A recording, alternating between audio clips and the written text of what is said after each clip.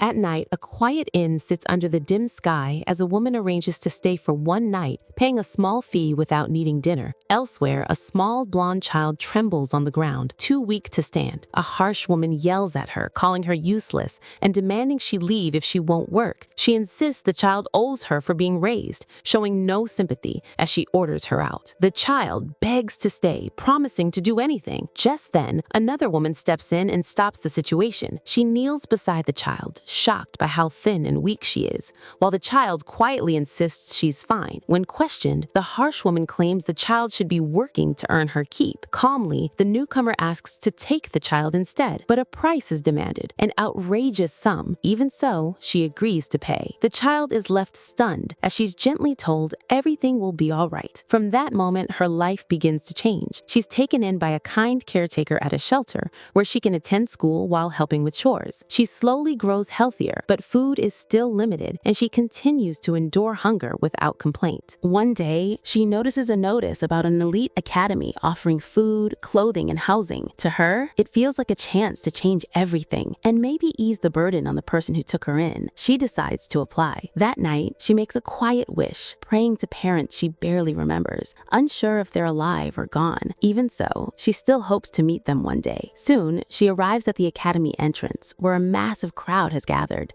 An announcement is made. Students must enter alone. Around her, children cry as they cling to their families, but she doesn't. She simply thanks her caretaker and says she'll go in. Even as emotions rise, she stays strong, promising to study hard and take care of herself. Yet it's the caretaker who ends up tearing up. They share a final embrace, with a promise to always stay connected no matter the distance. As the gates begin to close, she walks forward on her own, briefly looking back one last time before continuing ahead. And just like that, a new chapter begins, a place where she might finally learn to live freely and maybe, one day, allow herself to cry. Inside the academy, students move in an orderly flow, showing that activities have fully resumed. From a distance, a few officials observe the lively scene, but their attention soon shifts to something unusual. Among the crowd, a small, blonde figure stands out, the young girl. Questions arise immediately. The academy has strict admission standards, yet she doesn't seem to fit them. Some doubt her ability, others judge her background, though it is briefly acknowledged that her family once rendered great service during a past war.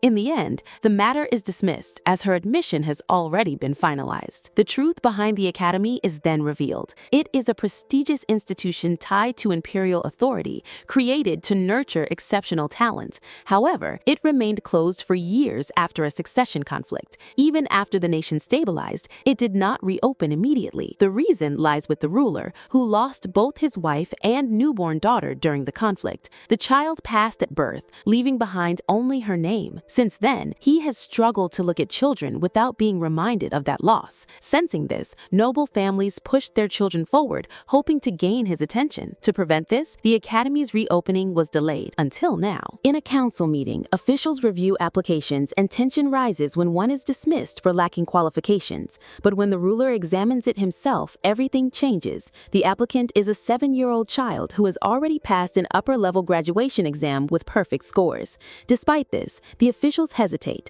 arguing that limited slots should not go to someone from a poor background. The ruler cuts through their bias, reminding them of the academy's true purpose, and approves the young girl's admission. Silence fills the room. Before leaving, he orders that no student be judged by status, then walks away, leaving the officials shaken. Back at the academy, the young girl begins her new life. She is guided by a staff member who notices her positive attitude despite her long journey. When given a guidebook, she reads it instantly and claims to have memorized it, leaving the staff surprised. When told she can keep it, she becomes visibly excited. It is her first time owning a book. She is then shown to her dorm room, a clean and spacious place far beyond anything she has known. She looks around in disbelief, excited by everything, the desk, the bed, even the idea of having a roommate. After being left alone, she steps outside overwhelmed with excitement. Everything she hoped for feels real. Drawn by the crowd, she heads toward the dining hall, but not everyone welcomes her presence. entrance. From a distance, a noble student watches her with disdain. To him, she does not belong. Angered, he approaches and reaches out to shove her, but suddenly loses balance and falls instead. At the same time, the young girl begins to fall, her vision blurring as panic sets in. Her fall is stopped. Someone has caught her. Confused, she opens her eyes and realizes she is unharmed. A calm voice asks if she is okay, and when she looks up, she sees a well-dressed boy holding her steady. His presence is calm and composed, unlike the hostility before. She becomes briefly mesmerized by his clear, jewel-like eyes before the red-haired boy rushes over. Regaining herself, she assures them she's fine. Meanwhile, the boy who caused the incident realizes they are Lord Arcel and Lord Ruska, panics, apologizes, and runs off as nearby students gather in excitement. The blue-haired boy advises her to report any bullying, and she thanks him, but a crowd quickly surrounds the two boys before she can say more. Watching from a distance, she admires them and quietly leaves, hoping for another chance. The blue-haired boy notices her and recalls she is Ivy Alden, the youngest student from an orphanage, yet a top scorer like him. Later, in the dining hall, the boys try to eat in peace, turning down others politely.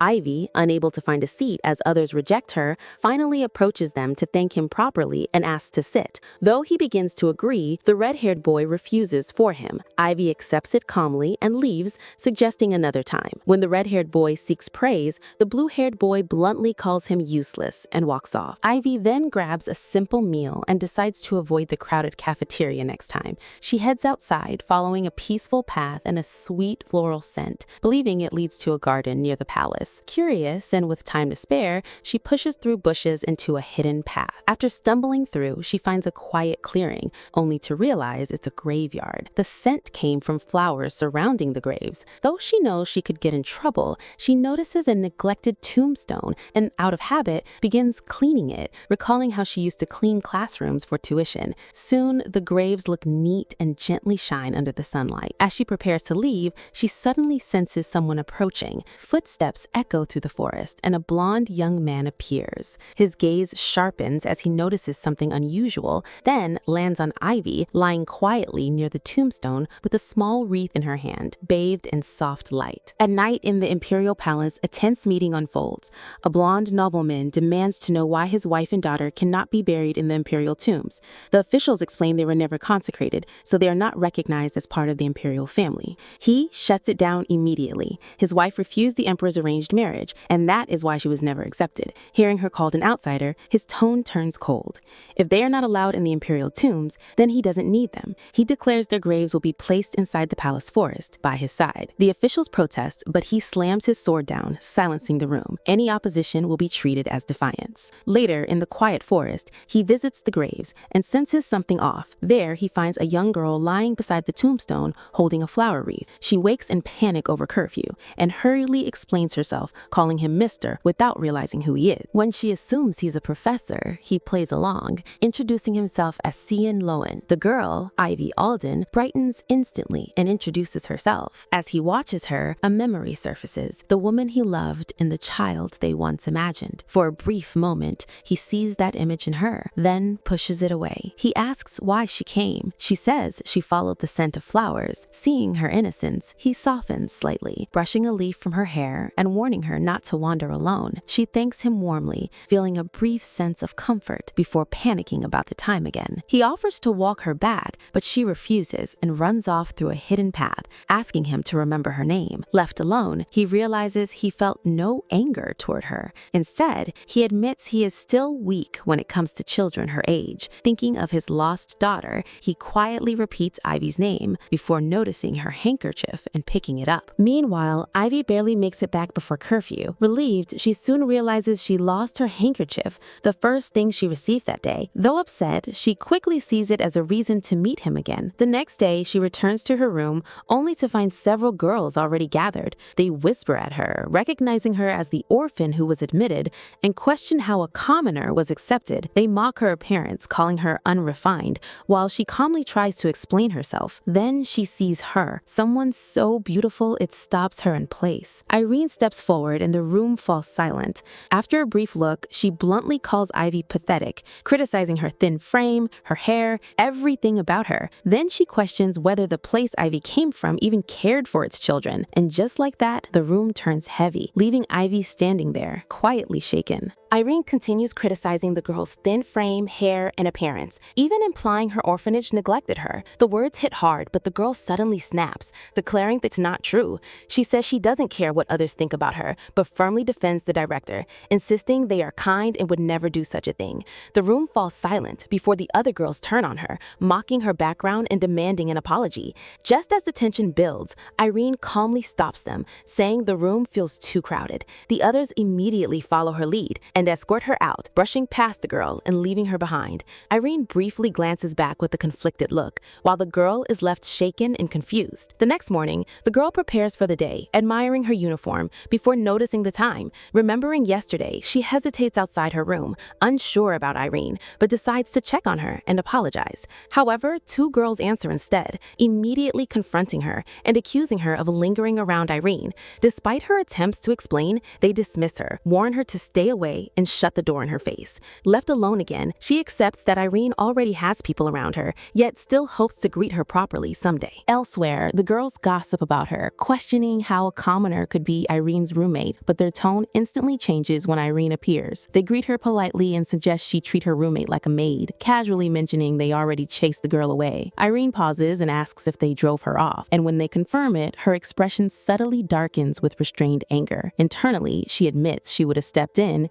if not for a promise, then ends the conversation and walks away, leaving them confused. Later, students gather for attendance in a palace tour. Groups form naturally, but the girl stands alone as whispers spread about her, making the atmosphere feel tense. Then a cheerful girl named Lamora Yissel approaches her and asks to join her. Unlike the others, Lamora is kind and reveals she also comes from a commoner background, putting the girl at ease. As they walk, Lamora suddenly asks if she was secretly adopted into a noble family or connected to someone powerful. Confused, the girl denies it, but Lamora insists she already knows, revealing she heard the Emperor personally selected her and asks how she managed it, leaving the girl stunned. The blonde girl quickly denies the rumor that the Emperor personally selected her, explaining she's never been to the capital and doesn't even know what the Emperor looks like, making the claim sound impossible. Before Lamora can process it, a commotion draws attention as two boys arrive and are instantly surrounded by students. Lamora reveals they are Arsel and Luska, top candidates expected to be adopted by the Emperor, with Arsel known as a genius from a powerful duke's family, and Luska recognized for his strength and future as a knight. With so much at stake, it's clear why everyone is trying to get close to them. Despite this, the blonde girl simply says they seemed like good people. As they approach, she confidently steps forward and greets Arsel first, catching Lamora off guard. She casually compliments him, and he responds calmly, but quickly ends the interaction saying he's tired before walking away. Later, when Lamora rejoins her friends, they question her about the rumor. She hesitates, then says it isn't fully confirmed, but shifts the narrative by suggesting the girl might be hiding the truth, especially after speaking so casually with Arsel. Her friends accept this and become convinced something is going on, while Lamora briefly shows unease before claiming she'll confirm it herself. During the palace tour, the students learn that the marks on the walls are remnants of the War of Succession, and that the Emperor chose to rebuild the people's homes before restoring the palace. This deeply affects the blonde girl, who recalls how the orphanage survived because of that support, leaving her quietly grateful. Suddenly, she senses something and looks around. At the same time, inside the palace, a powerful blonde man shuts down a heated meeting and walks away. From a window, he notices the girl outside and recognizes her. While others whisper about her, he watches silently, even imagining approaching her if she were alone. Back inside, he raises his hand as a faint mark appears, sensing something unusual. When questioned, he calmly says there's an insect in the palace. No one understands, but no one questions him. He orders the palace to be thoroughly maintained, leaving the room in an uneasy silence, before calmly returning to the discussion. As they debate taxes and ways to protect commoners, he briefly rejects a proposal, then corrects himself and approves it, leaving behind a slightly awkward atmosphere before the meeting ends. Back in the palace hall, Imperial guards approach the students, impressing everyone with their presence and clear connections. Watching this, Lamora decides it's the perfect moment to act. She approaches Ivy with a friendly tone, then brings up the rumor in front of everyone, pushing her to admit she was chosen by the Emperor, while subtly belittling her background. Ivy becomes flustered and denies ever saying such a thing, but the situation quickly escalates just as things get worse, a calm boy steps forward and confirms that Ivy was indeed personally chosen. Revealed as the son of the Kalen Duchy, he explains that Ivy ranked at the top of her class, but was nearly rejected due to her low status. The knight immediately immediately backs down and apologizes. The boy then turns to Lamora, exposing that Ivy never spread the rumor and questioning her actions. With no support from her friends, Lamora is left cornered and forced to admit her mistake, only to be told firmly to think more carefully before acting. As the whispers spread, Ivy finally accepts the truth and feels relieved, realizing she can safely remain at the academy. Meanwhile, Lamora's embarrassment slowly turns into resentment, convincing herself that everything only worked out because of Arsel, and quietly beginning to plan her next move. Elsewhere, Arsel walks alone, recalling Ivy's genuine reaction, and finds himself unexpectedly affected as the thought of her lingers in his mind. The final stop of the academy tour brings the students to the Imperial Palace History Hall, a vast space still under renovation. The teacher allows them to explore briefly before regrouping, and while some students grow tired, others become excited about the nearby gallery of imperial portraits. The blonde girl becomes especially curious about the emperor's portrait, seeing him as someone who changed her life. Ignoring a few students quietly mocking her, she heads toward the gallery only to find the portrait missing and still under preparation. Slightly disappointed, she continues exploring, admiring the paintings until she becomes completely captivated by a breathtaking portrait of a red-haired woman. But when she finally snaps out of it, the hall has gone silent. Looking around, she realizes everyone is gone. Panic sets in as she rushes to the exit, only to find the door locked. She calls out and tries again, but no one responds. Outside, the group has already gathered. Her roommate quickly informs the teacher, and the situation escalates when the Minister of State arrives. He harshly reminds them of the strict palace curfew, explaining that no one can search at night. Back inside, Evie forces herself to stay calm, but the darkened portraits begin to feel unsettling. She runs toward a faint light and settles in a brighter area, trying to endure the fear. There, she finds a small sense of comfort in a gentle portrait, holding on to it as the cold night closes in around her. Meanwhile, at the dormitory, Arsel learns of her disappearance. Realizing no official search will happen until morning, he decides to act. Using his special imperial pass, he enters the palace with his companion and begins searching, despite the overwhelming size of the place. Just as doubt sets in, a voice suddenly stops them. While his companion panics, Arsel stays composed and explains their authority. For a brief moment, there is silence until the figure steps forward, and to their shock, it is the Emperor himself. He coldly states that their passes were never meant to be used this way, leaving them standing face to face with the ruler of the empire. Inside the palace, the Emperor warns the two boys that breaking palace rules won't be tolerated, and if they violate curfew again, their permits will be taken. They immediately apologize, and although he lets it go, his tone makes it clear there won't be a second time. He asks why they came. Arsel explains that a student, Ivy Alden, went missing during the tour, and he couldn't ignore the thought of her being trapped alone overnight. The moment her name is mentioned, the Emperor's expression shifts slightly. When asked about her location, Arsel admits they've only been retracing the route, but the palace is far too large to search blindly. With security magic active and staff gone, there's almost no one left to help. After a brief pause, the Emperor makes his decision. He orders them to return. Arsel tries to argue, but it's shut down instantly. Instead, the Emperor reveals he will summon Seraphina Riddim. The name alone shocks them. The strongest mage, the head of the academy, one of the Emperor's closest allies. Calling her means using magic inside the palace, something strictly forbidden. But even then, the Emperor chooses to take that risk for one child. When Seraphina arrives, she quickly understands the situation.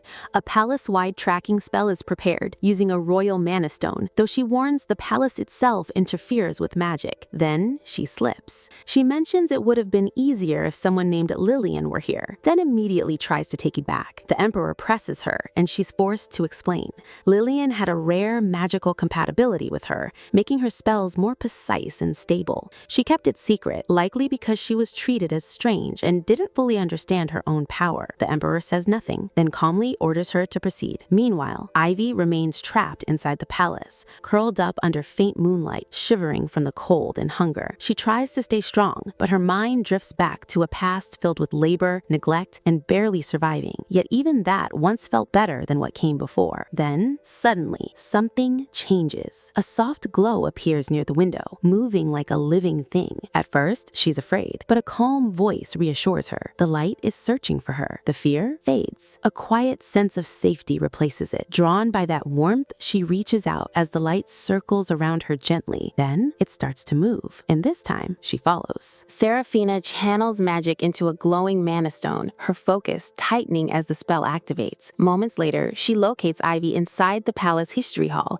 near the portrait room. Without delay, everyone rushes there. Inside, Ivy hears knocking and a voice calling her name. Startled, she realizes she's been found. The doors open, and Serafina appears with the others. Ivy quickly apologizes for missing assembly, but Serafina is more focused on her condition, shocked by how small and fragile she looks. She lifts her up immediately, noting a slight fever and blaming the cold palace. She casually explains her magic caused the earlier flash, then abruptly asks if Ivy has considered becoming a mage, mentioning how well their wavelengths match. Overwhelmed, Ivy struggles to process everything as Serafina is revealed to be the headmaster. Brushing it off, Serafina decides they'll return to the academy first. As they leave, Ivy wonders how they found her so quickly. Her eyes drift to the red-haired woman's portrait, sensing a connection. Elsewhere, the Emperor watches from afar, relieved she's safe before quietly leaving. Back at the academy, the boys rush forward, relieved. They admit they stayed because they were worried, surprising Ivy. Serafina confirms they helped find her, even sneaking into the palace after curfew, but quickly shuts down any mention of who they nearly encountered, keeping it secret. When asked what happened, Ivy hesitates. Despite recalling suspicious behavior earlier, she chooses not to accuse anyone and blames herself for losing track of time. Serafina cuts the questioning short and treats Ivy's swollen hand with magic. After thanking her, Ivy is sent back to the dorms. But once she leaves, Serafina's tone changes. She clearly doesn't believe it was an accident and decides to investigate, warning it could have turned serious. Back in her room, Ivy finally relaxes, only to find a tray of sandwiches and a drink waiting for her. Assuming it's from the headmaster, she happily eats and plans to thank her later. Elsewhere, a mysterious silver-haired girl appears with a faint smile. The next morning, Arcel and his companion are exhausted, arguing over the night before. Nearby, a group of students grows nervous, realizing they might be exposed. Arcel suddenly joins them and calmly brings up the incident, pointing out the headmaster's involvement could make things serious. The group panics, fearing punishment, even expulsion. Arcel downplays it as excessive, then positions himself as someone willing to help. He presses them for information and swears on the Callan family name, promising protection. Under pressure, the group begins to waver, while his companion quietly notes the truth. Arcel's approach may seem reassuring, but it's clearly calculated and two-faced. A group of students finally break under pressure and confess the truth behind Ivy's disappearance. They admit they were the ones who locked her in the portrait room, explaining it was only meant to scare her briefly, but quickly spiraled out of control. They shift part of the blame to Lamora, claiming she misled them into thinking Ivy would be let out immediately. Overcome with guilt, they insist they wanted to confess earlier, but lacked the courage. Arcel listens silently, his expression calm and unreadable. When they finish, he thanks them for their honesty, which puts them at ease, and even reassures them about keeping it quiet. But his tone soon changes. He points out that knowing something is wrong and still failing to make it right carries consequences. His words hit hard, leaving them shaken as they realize the weight of their actions. Later, Arcel confirms he already knows the true instigator, Lamora. Without hesitation, he approaches her and asks to speak privately. Flattered by the attention, she agrees and follows him without question. He leads her away under the excuse of helping her retrieve something she lost,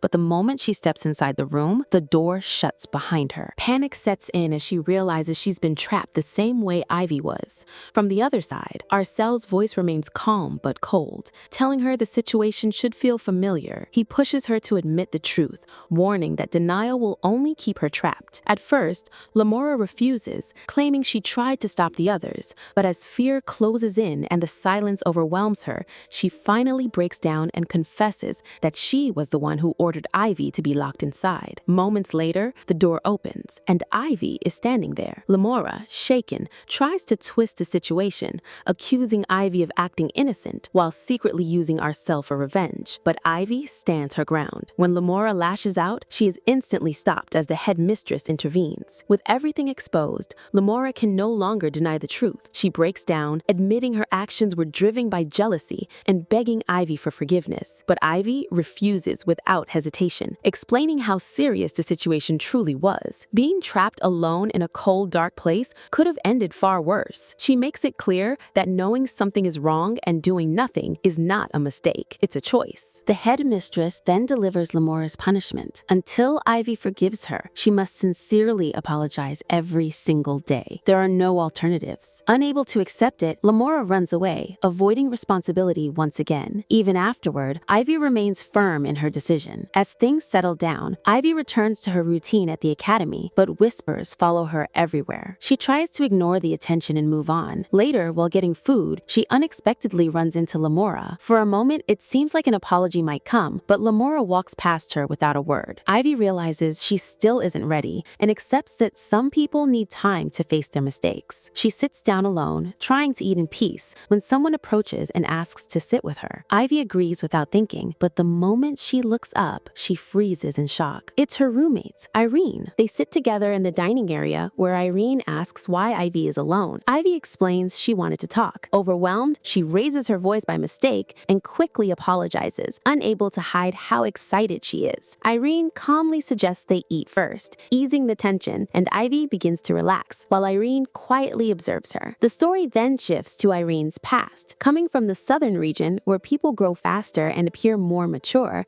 Irene stood out even as a child. As the youngest in her family, she was constantly pampered, which shaped her blunt personality. A flashback shows her getting into trouble after harshly dealing with a boy who crossed a line with her. Concerned by her behavior, her family decides she needs a new environment and sends her to the academy, partly to build connections and act as a proper member of the Terrans family. Back in the present, Irene arrives at the dorm expecting a suitable roommate, but instead finds Ivy, a small and timid girl. Noticing her fragile appearance, Irene assumes she was poorly treated and questions her directly. Ivy immediately defends her headmistress, but the situation escalates as other students begin criticizing her. To calm things down, Irene steps outside and Ivy quietly follows. Later, Irene reflects on everything and decides to apologize. The next day, Irene approaches Ivy and sincerely apologizes for judging her based on rumors. Ivy admits that being pitied has always hurt her, but to Irene's surprise, she thanks her, saying no one has ever apologized before. Their conversation softens and Irene even expresses concern for Ivy, though her awkward comments about Ivy being small and cute makes things slightly embarrassing. Just as things settle, two boys approach and join their table. While Ivy greets them politely, Irene remains cold and guarded. One of them casually brings up her family and acts familiar, but Irene shuts him down, creating tension. As more students begin staring at them, Ivy becomes uneasy, realizing they've drawn everyone's attention. The scene continues with a quiet night over the academy, where Ivy and Irene talk about the upcoming course registration. Irene mentions it starts the next day and asks if Ivy has decided, but Ivy admits she's still unsure. With so many interesting subjects and only 6 slots available, the choice feels overwhelming. When she asks about Irene, she learns her family already chose her courses, leaving only the professors. Surprised, Ivy listens as Irene encourages her to simply choose what she truly wants. The next day, Ivy sits surrounded by papers, completely stressed. Even choosing one class feels difficult,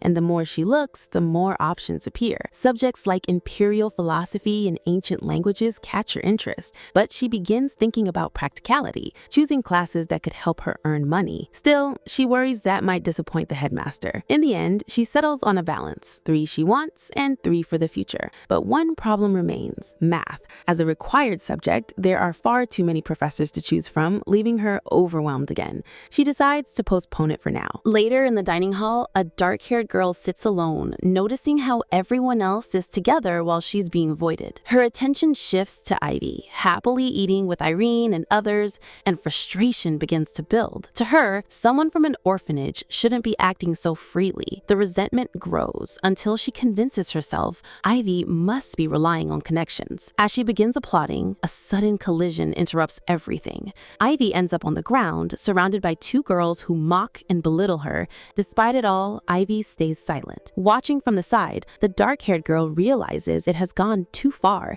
and finally steps in. Her presence alone makes the girls nervous, and they quickly return Ivy's bag before leaving. Ivy thanks her, but she brushes it off, saying she only intervened because she couldn't stand watching Ivy endure everything. She criticizes Ivy for staying quiet, warning it only makes others look down on her more. Ivy calmly explains that compared to her past, this feels minor, and responding would only make things worse, especially since the girls are connected to Irene. Even so, the girl warns her to be careful, awkwardly admitting that seeing another commoner treated that way reflects badly on her too. With that, she leaves. Ivy watches her go, feeling a quiet sense of warmth beneath the harsh words. For the first time, she feels like things might improve, and her worries begin to ease. Back Back in her room, she remembers the unfinished task, choosing her math professor. This time, she stops overthinking and simply picks some aim at the top of the list, finalizing her decision. When she submits her form, everything seems normal until other students notice something shocking. Someone signed up for Professor Malleus,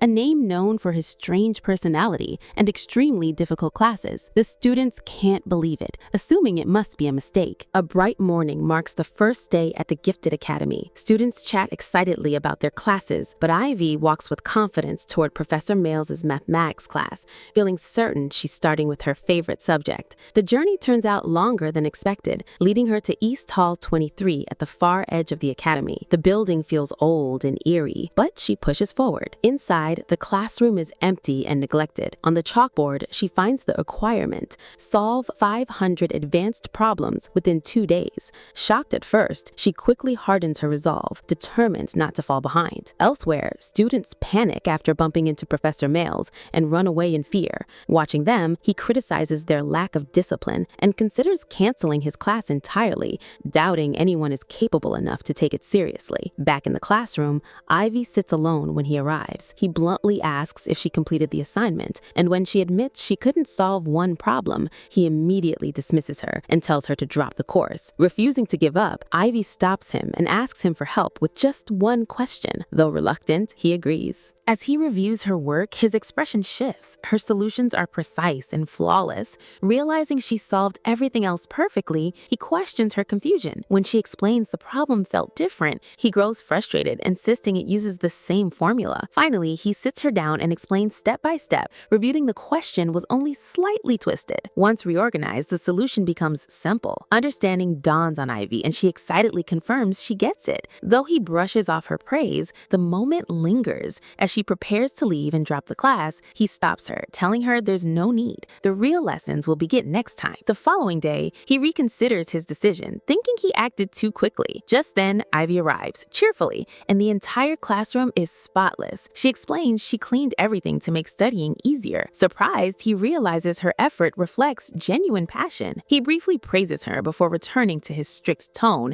and warning her not to overexert herself. Class begins, and Ivy keeps up effortlessly, actively engaging throughout. Afterward, she thanks him sincerely and leaves. Watching her go, he reflects that it's been a long time since he's seen such a sincere and driven student. More than that, she has changed something in his class. Recognizing her exceptional talent, he realizes she absorbed weeks of material in a single day and could surpass him if guided properly. With that thought, an idea strikes him, and he immediately calls out for someone important: Serafina Rydam. When she arrives and addresses him, he corrects her for using his given name, then shifts focus, preparing to discuss the matter that suddenly came to mind. At the academy cafeteria, students eat and chat while Ivy sits quietly, completely focused on studying, even as she eats.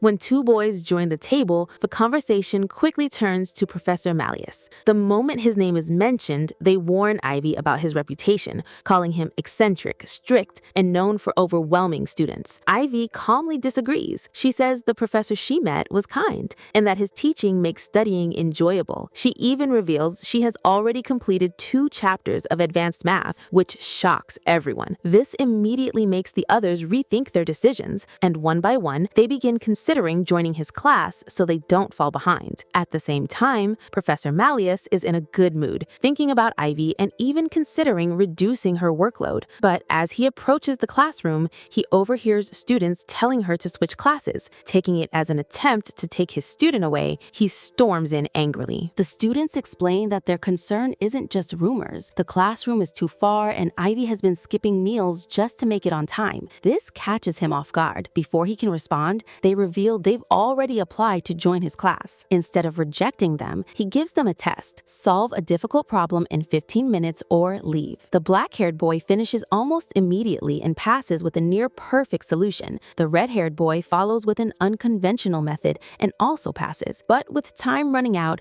Irene begins to struggle. Though she tries to stay calm, the pressure builds, and she starts to panic as she fails to find a solution. Malleus confronts Serafina and declares he wants to become Ivy's guardian, praising her as a rare genius. However, Serafina reveals Ivy already has a guardian. Shocked, he demands to know who it is, insisting no one could surpass him. When she refuses to reveal the identity, he keeps pushing, but she forcefully forcefully throws him out. Left alone, she admits this case is different due to special circumstances. The scene then shifts to a royal setting, where a high-ranking blonde man prepares for a cabinet meeting, quietly hinting at a deeper connection behind Ivy's situation. With only 3 minutes left before the test ended, Irene sat alone in panic, terrified she might become the only person to fail. Then she remembered advice from another teacher, who once explained that mathematics wasn't just about memorizing formulas, but understanding which formula fit the problem. That memory gives Irene an idea. Instead of waiting helplessly, she decides to test every formula she knows until something works. Back in the present, she begins writing rapidly, switching formulas one after another, while Professor Malleus watches closely. Even with the clock running down, she refuses to stop searching for the answer. With only seconds remaining,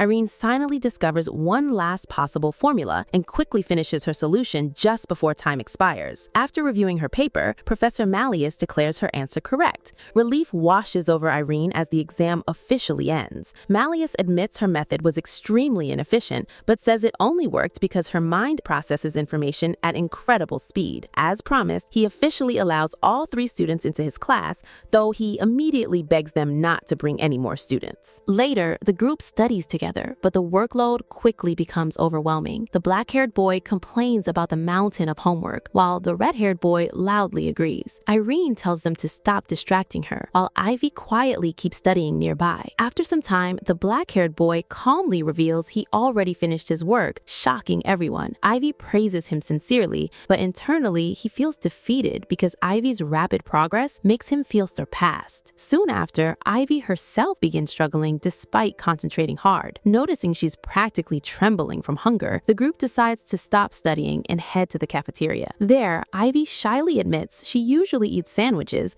because she doesn't recognize most foods on the menu. Irene suggests ordering one of everything so Ivy can try different dishes, confidently saying the boys will finish any leftovers anyway. The boys immediately prove her right by eating enormous amounts of food, leaving Ivy completely stunned. After nervously tasting one of the dishes, Ivy becomes overwhelmed by how delicious it is, while Irene happily watches her enjoy the meal. During lunch, the red-haired boy brings up a lunch invitation from the Duke's children, but the black-haired boy unexpectedly says he would rather stay and eat with Ivy instead. This shocks the red-haired boy, who accuses him of acting strangely lately. Though confused at first, the black-haired boy realizes he rarely spends time with anyone besides Ruska, so becoming close to someone new naturally feels unfamiliar. Still, he insists Ivy doesn't remind him of anyone in particular. But when he sees Ivy smiling brightly beside Irene, something suddenly stirs inside him. The scene shifts to a memory of a beautiful red-haired woman smiling warmly beneath falling leaves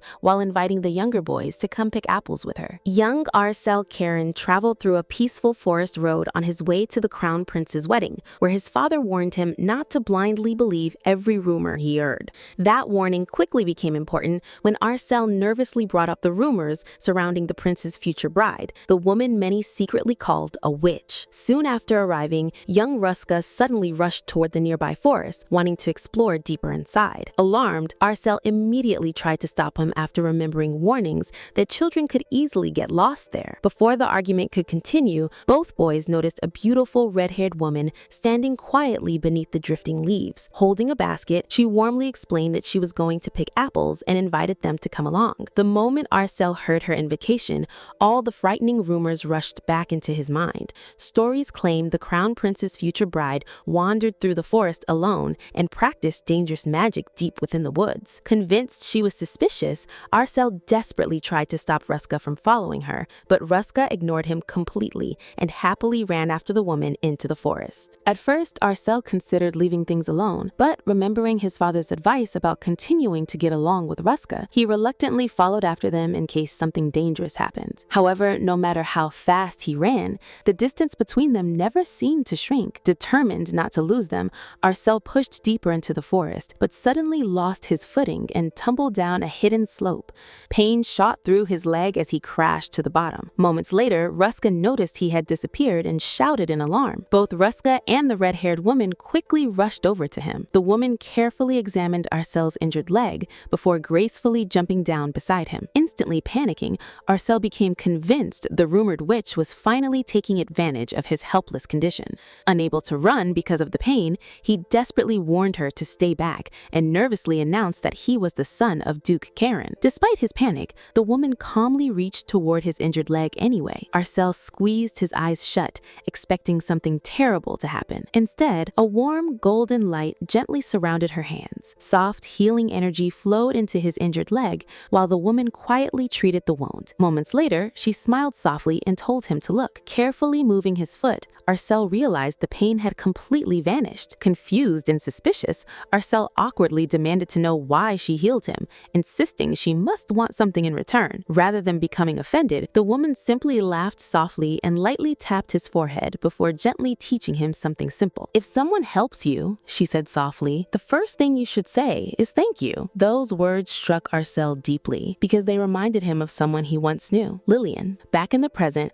Arcel suddenly snapped out of his thoughts after Ivy accidentally dropped her fork during lunch. Quietly wondering why she reminded him so much of Lillian, he offered to get her a new fork. Although Ivy insisted he did not need to trouble himself, she decided to go with him anyway. Together, they walked toward the serving area while the others remained behind. After handing Ivy a clean fork, Arcel asked whether she needed anything else. Ivy happily thanked him again before shyly asking why he was always so kind to her. The question caused Arcel's thoughts to drift back to the memory of Lillian once more. In the memory, Lillian warmly smiled at the boys and explained that someday they would become very important to her child. According to her, they would spend many years together, laughing together, suffering together, and growing side by side. She sincerely asked the boys to become good friends with her child. The memory abruptly faded as Ivy softly called Arcel's name in the present. Noticing his distant expression, Ivy quickly reassured him that he did not need to answer if the question made him uncomfortable. After quietly staring at her for a moment, Arcel finally gave a small smile. "Because we're friends," he answered simply. Ivy froze slightly at the unexpected response and softly repeated the word friends to herself. Before the moment could continue, Ruska loudly called out to them from the table, while Irene glared suspiciously at Arcel for keeping Ivy all to himself. As Arcel quietly followed Ivy back to the table, one thought continued echoing in his mind. No matter how hard he tried to deny it, Ivy reminded him more and more of Lillian's child. Irene explained that Guardian's Day was a special academy event where every student received gifts and encouragement from their assigned guardian. Since her own guardian had apparently sent another extravagant present, she prepared to head out early while promising to bring Ivy some delicious treats later. After Irene left, the academy lobby quickly filled with students and towering stacks of colorful gift boxes. Ivy watched the scene in amazement, fascinated by the celebration, even though she knew she probably would not receive anything herself. Nearby students quietly mocked her presence, whispering that a poorhouse commoner had no reason to be there. Even so, Ivy forced herself to smile and decided she would simply watch quietly before returning to prepare for tomorrow's lessons. Soon, the staff began calling students forward one by one to receive their presents. Expensive jewelry, decorated boxes, and luxurious gifts filled the hall, while excited students proudly showed them off. Even without receiving anything herself, Ivy still found happiness in watching everyone else smile. Just as she prepared to leave, her full name suddenly echoed through the lobby. At first, Irene froze in disbelief, convinced she must have heard wrong. But after the announcement repeated, she rushed forward in shock and received a beautifully wrapped pink gift box addressed to her. Holding the carefully decorated presents, Ivy became overwhelmed with emotion. It was the first time anyone had ever received a gift wrapped with such care. She happily wondered what might be inside and planned to return to her room to open it slowly and preserve even the wrapping paper.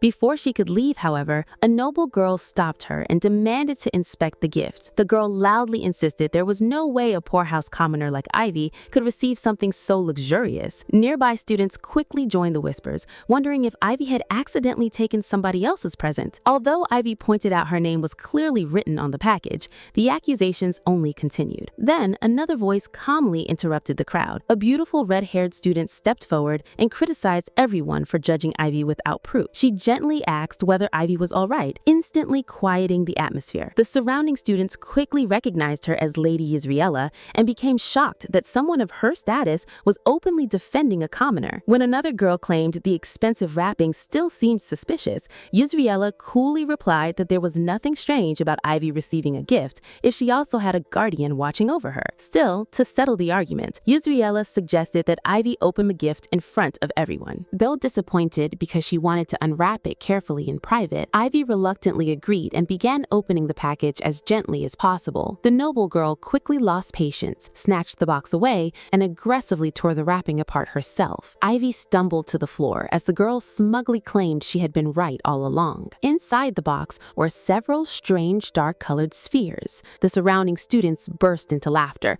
mocking the objects and joking that they looked like ordinary rocks picked up from the poorhouse yard. Sitting silently on the floor, Ivy lowered her head in humiliation while the laughter echoed through the hall. Even Israela quietly admitted that she had not expected things to turn out this way. But as the mocking continued, one of the black spheres slowly rolled across the floor and suddenly began giving off a strange gleam beneath the lights. Even Lady Israela admitted the gift should not have been thrown away, but Ivy still picked it up carefully, insisting that anything from her guardian was precious to her. The moment Ivy held the sphere close, a warm golden light suddenly burst from inside it. Shock spread across the lobby as the dark sphere glowed brighter and brighter in Ivy's hands. One student suddenly recognized it and revealed that it was actually a magic stone. The crowd quickly recalled that magic stones were rare treasures filled with magical power, prized by nobles, mages, and wealthy collectors alike. Whispers immediately spread that even a small magic stone could cost more than expensive jewelry, meaning Ivy's guardian had to be someone extremely important. Meanwhile, Ivy quietly admired the glowing stone, noticing not only its beautiful light, but also the gentle warmth coming from it. Soon, students crowded around her, begging to touch the stone for themselves, while Ivy nervously asked everyone to calm down. Nearby, Lady Israela suddenly burst into laughter before revealing that she already knew the truth. According to her, fake magic stones had recently flooded the markets, with merchants selling ordinary rocks infused with cheap magic to imitate real ones. She confidently declared that Ivy's glowing sphere was just another fake imitation. Hearing her explanation, many students immediately agreed, saying it made far more sense than a commoner receiving a genuine magic stone. Quietly hurt, Ivy lowered her gaze and admitted to herself that whether the gift was real or fake no longer mattered, because things always seemed to end this way for her. But just as the atmosphere turned heavy again, a sharp voice suddenly echoed through the lobby. Ivy instantly recognized the voice as Irene appeared at the center of the hall, radiating enough pressure to silence everyone around her. Israela calmly remarked that Irene still enjoyed dramatic entrances. The narration then revealed that Israela Eridman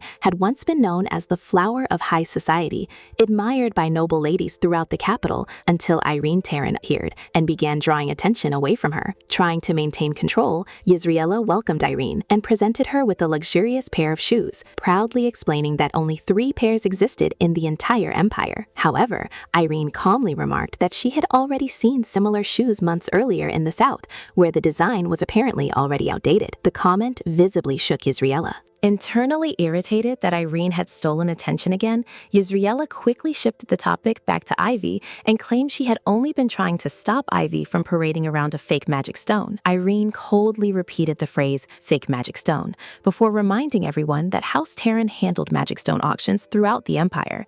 Having studied them since childhood, she declared there was no possibility she could mistake a real one for a fake. Then, Irene publicly swore on the name of House Terran that the stone Ivy held was genuine. The entire lobby fell silent. Nearby students immediately began whispering nervously, while Israela herself froze, unable to understand how a commoner like Ivy could possibly possess a real magic stone. Some girls awkwardly tried comforting Israela, insisting her suspicions originally sounded reasonable, but one careless comment suddenly caught her attention when someone whispered that Irene had recently been acting unusually soft toward Ivy. The moment Israela heard that, her gaze slowly sharpened toward Irene. Meanwhile, Irene ignored everything everyone else and gently asked Ivy if she was all right. Watching Irene openly worry over someone shocked Israela more than anything else. As Irene quietly guided Ivy away from the crowd, Israela continued staring at them in silence. Late at night inside the palace, a blond man quietly worked at his desk while strange markings covered the back of his hand. As he wrote, he wondered whether Ivy liked the gift he sent her.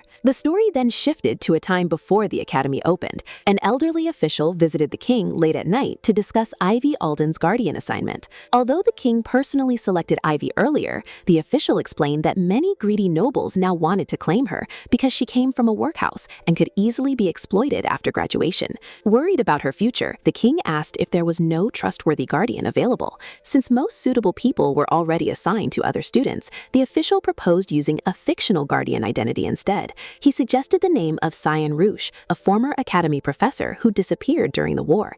The king approved the plan immediately and quietly reflected on the strange coincidence that he later became the very Professor Cyan Rouge Ivy met at the academy. Looking at the mountain of gifts he prepared, he awkwardly realized guardians normally only send one present. Even so, he hoped the glowing magic stone would at least bring warmth to the lonely child who spent so long trapped in darkness. Back in the present, Irene noticed Ivy carefully preserving the torn ribbons and wrapping paper from the gift. Ivy happily explained that because her guardian personally sent it, she wanted to treasure every part of it. Hearing that only made Irene angrier about the girls bullying her earlier. Ivy quickly reassured her that she was fine and admitted the joy of receiving a gift meant far more than the teasing. When Ivy asked why Irene returned so early, Irene awkwardly admitted she forgot her hat and rushed back because her family constantly nags her about etiquette. She then hugged Ivy tightly and complained that bad girls bullied her the moment she left her alone. Ivy smiled warmly and explained that knowing Irene defended her already made her happy. She also proudly mentioned that thanks to Irene, she managed to keep the gift. Confused,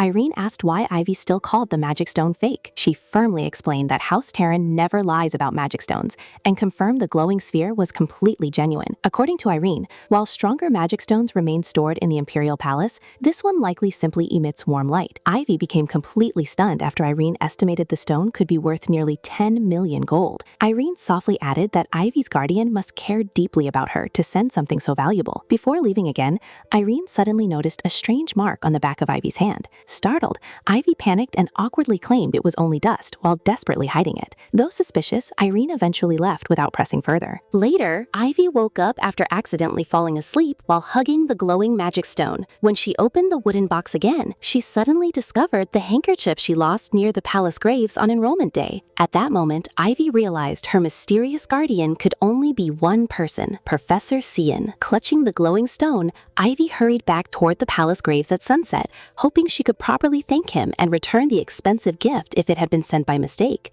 As she nervously called out for Professor Cyan beneath the fading evening light, a familiar voice finally answered her, and once again, the magic stone in her arms began glowing warmly. Professor Cyan stood alone in a quiet garden when someone suddenly called his name. As he turned, a little girl popped out from the bushes and cheerfully introduced herself as Evie Alden.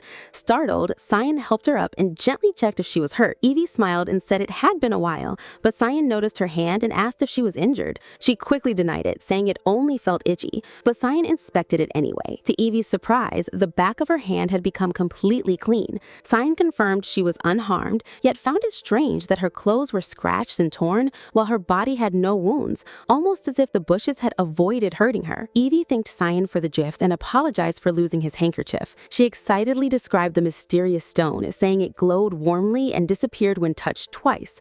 But after remembering that magic stones were expensive, she worried if it was really all right to keep it. Cyan patted her head and told her not to feel burdened, saying it was just something he had at home. Evie was shocked that a stone worth 10 million gold had been casually lying around, but she promised to treasure it forever. Evie then asked for the name of Cyan's class, explaining that she could not find it anywhere, even at the academic office. Cyan awkwardly admitted he was not teaching that semester and would likely return next semester. Evie looked disappointed, but soon brightened with another idea. Cyan immediately guessed what she wanted and nervously agreed before she could ask. When Evie excitedly excitedly asked where his office was, Cyan froze, realizing he had never even thought about having one. That night, Cyan asked a teal-haired woman to prepare a professor's office for him at the academy. She was shocked, saying she thought he only accepted the guardian position reluctantly, yet now he was asking for an office? Cyan thought that if Evie was going to look for him, he had no choice but to make arrangements. The woman suggested changing Evie's guardian instead, saying Professor Melesse, a respected mathematician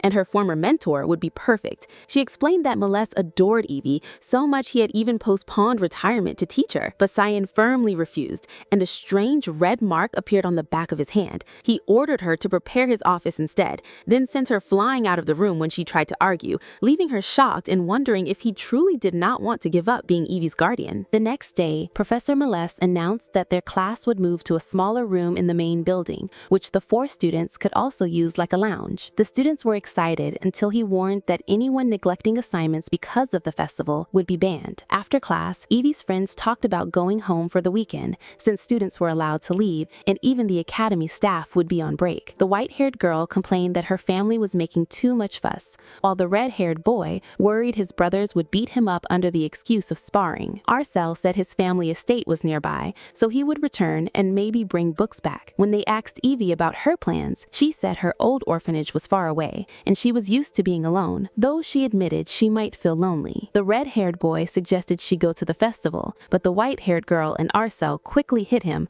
while pretending to catch bugs, silently scolding him for not reading the mood. Evie simply smiled at their concern. Outside, the festival began, and children happily reunited with their families. Evie waved goodbye to her classmates, then stood alone, quietly admitting to herself that she also wanted to see the festival. As she walked through the empty academy hallway, she remembered the dazzling capital streets she'd glimpsed from the carriage on her enrollment day, a memory so beautiful it had stayed with her ever since. But since academy rules did not allow her to leave without a guardian, Evie decided to return to her room and read. The usually crowded hallway was now silent and unfamiliar, making her uneasy. She hurried to her room and opened the door, only to freeze in surprise. Professor Cyan was waiting inside with a calm, gentle expression, as if he had been waiting for her all along. Evie stared at him in disbelief and called his name. Cyan gently placed his hand on her head and said he had been waiting. Once Evie realized he was truly there, she rushed into his arms and hugged him happily. After calming down,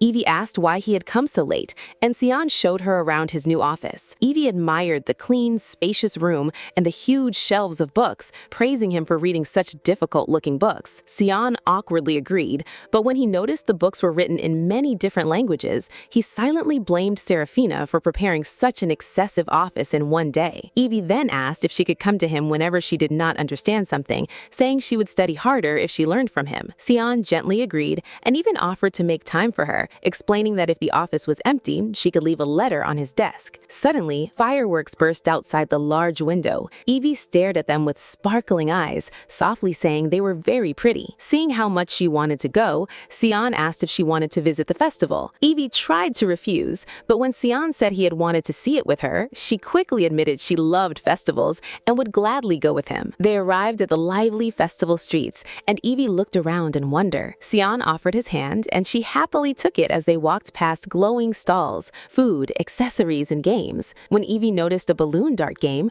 Cyan asked if she wanted to try. She refused, though her eyes showed she clearly wanted to play. Realizing she kept holding back from things she wanted, Cyan decided to play one round while pretending it was for himself. Cyan paid for 3 darts, but his first throw missed completely, and his second nearly hit the stall owner. With 1 dart left, Cyan asked Evie to take the final shot. Nervous but excited, Evie threw the dart and hit a balloon. The stall owner gave her a small doll, and although she tried to give it to Cyan, he told her to keep it, joking that he had wanted the biggest prize instead. Evie hugged the doll tightly, realizing the festival, the game, and receiving her own doll were all firsts for her. Cyan smiled at her happiness and led her toward another shop, but the crowd suddenly surged when someone pushed through rudely. Cyan was shoved, and when he turned to check on Evie, she was gone. He stopped in the middle of the street and called her name, realizing she had disappeared into the crowd. Evie had them swept away between passing adults and finally squeezed free while clutching her doll. Realizing she was lost, she remembered the headmistress's advice to stay in one place if separated. She moved to a quieter side area and waited, though the suspicious adults nearby made her uneasy. When a shadow approached, Evie thought it might be Cyan, but it was a large large, unfamiliar man. He asked why she was alone, glanced around, then grabbed her wrist and said he knew where children like her should go. Evie struggled in fear, but the man led her away. Meanwhile, Cyan searched desperately through the festival. After mistaking another blonde girl for Evie, people began whispering that he looked suspicious. Panic overwhelmed him, bringing back a painful memory of once losing someone important. Terrified of repeating that tragedy, he considered mobilizing security forces, the Imperial Knights, and even sealing the city, but knew it might be too late if Evie was already in danger. Just then, an elderly man told Cyan he had seen a small blonde girl near the plaza. Cyan grabbed him in desperation, then quickly apologized and rushed off after hearing there had been kidnappers in the capital. The old man defended Cyan's behavior, saying he looked like a parent whose whole world had collapsed. At the lost children's shelter, Evie sat quietly with her doll. The man who took her there had seemed scary at first, but he had actually brought her somewhere safe and told her to wait until her guardian came. As other children reunited with their parents, Evie felt lonely and wondered if Cyan knew where to find her. She thought about returning to the academy by herself, but hesitated because something told her to keep waiting. Then, Cyan rushed into the shelter, breathless and frantic, asking for Evie Alden. A staff woman checked the list and said Evie had been taken by her guardian a moment ago. Cyan froze in horror, then angrily declared that he was Evie's guardian and demanded to know why they had not verified the person's identity. At that moment, the door opened and Evie appeared with the man who had brought her earlier. She softly called Cyan's name. Overcome with relief, Cyan rushed forward and hugged her tightly, apologizing again and again for finding her so late. Evie realized how worried he had been, hugged him back, and gently told him it was okay. Back at the festival, nearby children stared at Evie in amazement as she stood surrounded by treats. One child said she had gotten so much, while another felt jealous because it looked like Evie had everything. Evie smiled awkwardly, holding skewers, cotton candy, and her doll as Cyan stayed beside her, wondering how things ended up like this. A little earlier, the man who helped Evie explained that he only planned to give her food after hearing her stomach growl. Cyan was surprised and asked Evie why she said she was not hungry. Evie nervously insisted she was fine because she had eaten chicken skewers, but Cyan immediately picked her up and said that was not enough. As he took her away to buy better food, the man smiled, thinking they looked like a lovely father and daughter. Then, Cyan bought Evie several snacks from different stalls, overwhelming her with food. Though flustered, Evie realized he bought everything because he thought she might like it. After tasting the cotton candy, she was amazed by how fluffy and sweet it was, while Cyan watched her with a soft smile. Later, they finished eating everything together. That night, Cyan carried Evie near the riverside as the final event began. Glowing lanterns rose over the water and filled the sky with warm, golden lights. Evie stared in awe, softly saying they were beautiful. She remembered how she used to watch lanterns through a window with the other children, always wishing to meet her parents. But this time, even without making a wish, her heart felt warm and comforted in Cyan's arms. Soon, she fell asleep while holding her doll. As Cyan carried her back, a vendor noticed Evie sleeping and said she looked like an angel. She then mentioned that many children wore hairpins and suggested one for Evie. After hearing that green would match Evie's eyes and blue was popular because of a fairy tale heroine, Cyan decided to buy both. But after hesitating, he finally bought every hairpin, shocking the vendor. The next morning, Evie awoke in her room, still hugging her doll. She realized she had fallen asleep during the festival and noticed a beautifully wrapped box beside her bed. Inside were 17 hairpins. At first, she wondered if it was okay to accept them, but since they were clearly bought for her, she became happy and decided to write Cyan a thank you letter. Before she could start, Evie heard a carriage outside and saw Irene, Lord Leska, and Arcel returning earlier than expected. Evie happily rushed into Irene's arms and asked why they came back so soon. They explained that they had all planned to take her to the festival, causing Irene and Leska to argue over who thought of it first, while Arcel sighed. Evie awkwardly admitted she had already gone yesterday, shocking them as they asked who she went with. The scene shifted to a dark area under the moonlight where soldiers and knights had secured the surroundings.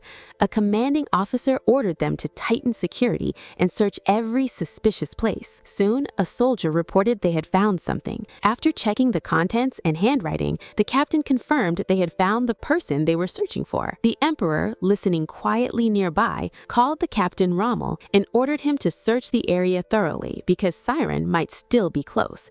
Then he coldly commanded that if they found Siren, they were to deal with him immediately. The scene shifts to the past, before the Succession War. Inside the First Prince's office, the First Prince accuses Clovis of pretending to have no interest in the throne to lower his guard. But Clovis calmly declares that he will renounce his succession rights and live at Lillian's estate. As he leaves, Siren appears and says it is a shame that someone so suited to being prince is being chased into the countryside. Siren claims he can still make Clovis emperor, but Clovis rejects him, saying he has no interest in the throne. Siren warns him he will regret it. Back in the present, the emperor bitterly thinks he should have dealt with Siren back then. If he had, his brother would not have been brainwashed, the succession war might never have happened, and Lillian and Evie would not have died. Believing Siren is planning something dangerous again, he orders his men to collect every trace from the hideout and return to the palace for a full investigation. While riding back, Rommel assures the emperor that they secured enough clues and Siren must still be somewhere in the empire. The emperor stays silent until Rommel mentions a letter from Serafina about Evie. Hearing her name,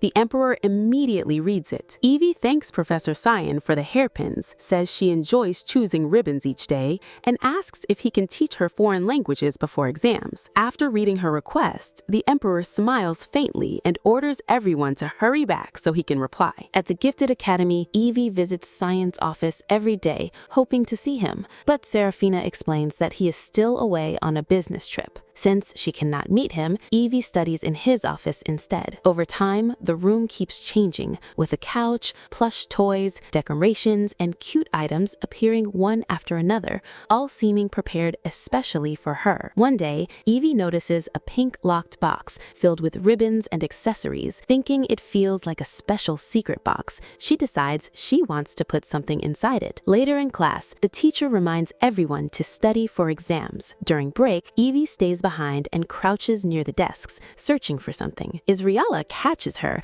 and suspiciously asks what she is doing, pointing out that Evie just put something into her bag. Before Evie can explain, Luska arrives with the book Evie had been looking for. Noticing she's in trouble, he steps in and calmly interrupts. When Israela questions why he wants to stay, Luska asks if their conversation is something he should not hear. Uncomfortable, Israela leaves. Afterward, Evie thanks Luska for helping her. He says there's no need between them, and when Evie offers to help him anytime, Luska suddenly remembers a favor he wants to ask. Evie agrees, though she privately worries it might involve hitting Arcel or setting traps for Professor Malice, making her wonder what kind of image Luska has of her. At his desk, the Emperor studies Arce's grammar while working through a pile of documents. He thought he understood the language, but after examining it properly, he realizes it is harder than expected and feels relieved he prepared before teaching Evie. His aide reminds him that the documents are due tomorrow, even after an extension. The Emperor promises to finish them, but when he notices the time,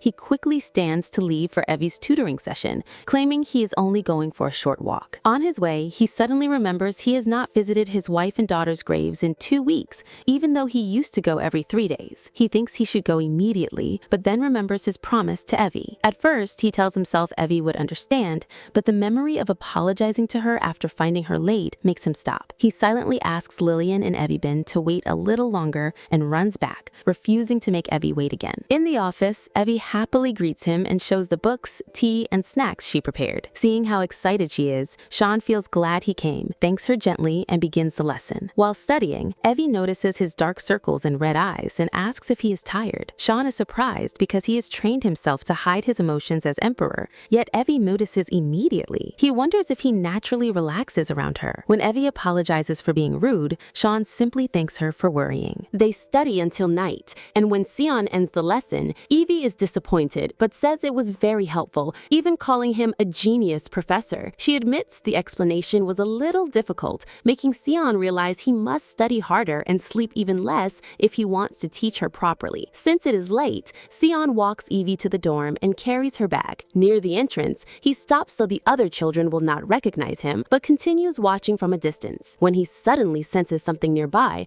a white rabbit jumps from the bushes, making him realize he is just on edge. Before Evie leaves, Sion gives her study notes he prepared, explaining that they contain useful vocabulary and grammar. Evie accepts them happily, thanks him, and heads back while hugging the notes, glad she found the courage to write him a letter. But from behind a tree, Lady Israela secretly watches Evie leave. Covering her mouth in shock, she looks nervous and shaken after seeing Evie receive notes from Professor Sion. Israela runs through the forest path at night, furious after realizing Evie's situation has felt suspicious from the start. She becomes convinced that Evie's guardian is fake and grows even angrier thinking about all the trouble Evie Alden has caused her. In anger, Israela throws an object and shatters a mirror when confronting her father. But when she calls him father, he coldly tells her not to address him that way. He says he struggled to send her to the academy so she could build ties with the Terrans family, yet she ended up making them her enemy instead. Israela argues that she only drifted apart from one low-status southern family, but her father snaps that Irene Terrans was merely coddling a commoner. He says he expected too much from Israela,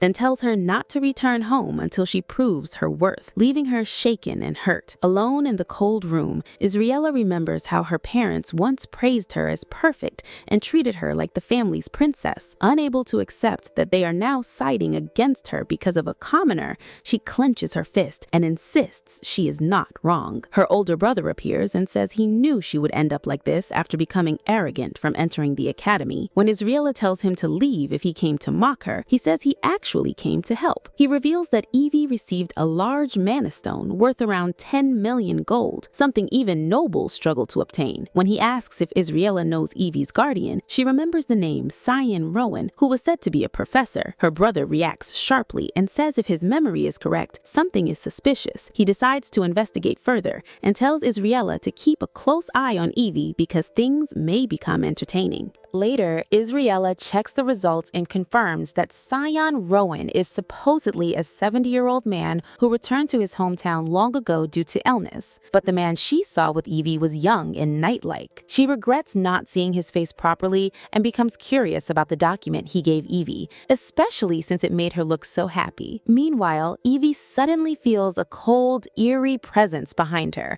as if a dark voice is telling her to wait because she will soon be expelled. She freezes and looks around, wondering if it was only her imagination, then continues walking with the note. Evie arrives at an old, deserted building and finds it strange to be there again. She folds the note into an envelope, and Ruska later explains that it tells her to come to the classroom written on it at the same time tomorrow. He asks her to keep it secret from the others, especially Arcel and Irene. Evie agrees, though she wonders what Ruska wants to discuss. The next day, Evie enters the abandoned building alone, assuming it must be important if Ruska called her there secretly. Ruska says he wanted to meet only her and asks if she can listen seriously without laughing. Evie promises she will not laugh, and although embarrassed, Ruska says she can refuse after hearing him out, before nervously asking something important. Inside an old classroom, Evie and Ruska continue their secret study meeting. Ruska confirms she has not told the others, but tries to check what she brought, but Evie asks for more time, saying she has almost solved everything. After reviewing Ruska's work, Evie says he solved the problem correctly, but the formula becomes strange halfway through. She points out where the exponent should be, and Ruska quickly understands the right approach. Evie praises him as a fast learner, while Ruska says it is only because she explains things well, quietly thinking Professor Marl's lessons are too difficult for ordinary students. When Evie asks how Professor Marl teaches well too, Ruska says his explanations only sound easy to Evie and Aracel. He admits that Aracel is talented at everything, and that no matter how much he practices, he can never catch up. Ruska regrets complaining in front of Evie, but she listens seriously instead of laughing at him. Trying to change the mood, Ruska asks how Evie escaped Irene, assuming Irene would never let her go alone. Evie explains that Irene has been busy lately, so they barely see each other. Realizing he made her feel down too, Ruska suggests taking her somewhere before the next class as a reward for tutoring him. Ruska leads Evie deep into the academy forest. Though there is no clear path, Evie becomes unsure, but Ruska tells her to trust him. Rain rain suddenly begins falling, and although he insists it is only a passing shower, it quickly grows heavier. They finally reach a hidden pond, but Ruska freezes because it looks nothing like the bright, sparkling place he remembered. Under the rain, the atmosphere is gloomy, and he feels guilty for dragging Evie there, especially after remembering Professor Marles had warned him it might rain. Ruska apologizes and says they should return once the rain lightens. But then he notices Evie standing barefoot in the pond. Shocked, he calls out to her, but Evie smiles brightly, amazed that such a hidden place exists at the academy. Remembering how she used to play in the rain at the orphanage, she tells Ruska that the moments she has laughed the most since coming to the academy were all thanks to him. Evie says Ruska is truly special. Her words surprise him, but he slowly realizes that comparing himself to others will not change who he is, and maybe he can be special in his own way. Feeling lighter, he quietly thanks her. When Evie does not hear him, Ruska changes the subject and tells her to stop calling him Lord Ruska. He splashes her, saying he will keep doing it until she simply calls him Ruska. Evie laughs and finally drops the title, though Ruska says it still sounds awkward. As they play in the pond, something suddenly rushes through the water. A large, colorful fish leaps into the air before splashing back down. Evie and Ruska stare in shock, then excitedly talk about how amazing it was. Ruska says they must tell Arcel and Irene about the hidden pond and the jumping fish. Ivy stares at the Emperor's portrait in the Imperial history book, shocked by how much he resembles Professor Cyan. Although the Emperor's expression looks colder and lonelier than Cyan's warm smile, the golden hair and blue eyes make the resemblance hard to ignore. For a moment, Ivy wonders if Professor Cyan could actually be the Emperor, but she quickly laughs it off. She convinces herself Headmaster Serafina would never lie about something so important, and the Emperor would be far too busy to attend a festival with a little girl like her. Deciding Cyan is simply Cyan, Ivy closes the book and tries to focus on exams. When the librarian announces that the library will close at sunset, Ivy realizes she has barely studied and rushes out with the book. Near the doors, she overhears two girls gossiping about a confession, which reminds her of Reska and Irene teasing each other. She smiles, thinking they seem close despite denying it. Ivy reminds herself to focus and hurries off, but then notices the lights are still on in Professor Cyan's office. Thinking he might finally be there, she happily heads toward it as rain begins to fall. Meanwhile, Irene studies alone in the cafeteria, frustrated because exam rankings will reshuffle the core classes. She worries one mistake could separate her from Evie, so she has been avoiding her to focus, even though she only wants to play with Evie and squish her cheeks. She promises herself to endure until exams are over. Arcel appears and calmly reveals he noticed Irene earlier, even when she fell asleep and hit her head on the table. Flustered, Irene scolds him, but Arcel responds formally and tells her to speak more politely. When he asks where Evie is, Irene admits she has been staying away because she cannot focus around her. Arcel suggests she could play first and study later, annoying Irene because ordinary people cannot pass by winging it like a genius. Then Arcel tells her not to worry if their classes change because he will take good care of Evie. Irene immediately rejects that, and the two quietly clash over who should stay closest to Evie. Unable to focus because of Arcel, Irene leaves to study at the dormitory, but suddenly, Ruska rushes into the cafeteria and is shocked to see them still there. He angrily says he thought they would have gone to Evie already. Arcel immediately asks what happened, but Ruska grabs his arm and says there is no time to explain. Right now, Evie is the priority. Then, Ruska shouts that he thinks something has happened to Evie. Evie runs excitedly through the academy grounds, hoping to finally see Professor Cyan. She wonders what to tell him first and decides to proudly mention that she memorized all the vocabulary he gave her. But when she opens the office door and calls for him, she freezes after seeing several students inside instead. Israela says Evie came just in time and accuses her of sneaking in and out of the secluded building. She points to the room filled with plushies, gifts, and personal items, mocking Evie for pretending to be a pitiful commoner while secretly receiving special treatment, then accuses Evie of getting exam answer sheets and making shady deals. Evie nervously denies everything, but Israela says if she is innocent, she should show everyone what she put inside the box. When Evie hesitates, Israela threatens to break it open. Terrified, Evie grabs the box and shouts that Israela cannot take it. The other girls rush over angrily, demanding Evie apologize, while Israela freezes in shock that a commoner dared to defy her. Meanwhile, Cyan sits alone by Lillian and Evie Bien's graves, placing a letter on one of the stones. Remembering the minister's warning, he realizes staying close to Evie could drag her into dangerous noble power struggles if people discover the emperor is favoring one child. He admits he was selfish, pouring the love he had for his daughter onto Evie without thinking about the consequences. Sion decides to cut ties with Evie, convincing himself she already has good teachers and friends at the academy. He prepares a message saying Professor Sion Rosen is leaving on a distant business trip, believing Evie will eventually forget him after experiencing more of the world. After cleaning the graves, he apologizes to Lillian and Evie Bien, promising not to neglect them again. As Sion walks back, he realizes he has unconsciously returned to the Gifted Academy. Since exams are ongoing, he thinks there is little chance of meeting students and considers saying goodbye to Evie in person instead of leaving only a letter. But just as he imagines Evie happily calling him professor, a male student rushes up and asks if he is the professor. The student says a huge fight has broken out inside the building and warns that it will get worse if no one stops it. Sion follows him and sees a crowd outside his office. Inside, Ruska is holding Irene back while she angrily tries to break free, saying the others will not understand unless they experience the same thing themselves. Before Sion can call another staff member, Ruska shouts at the girls,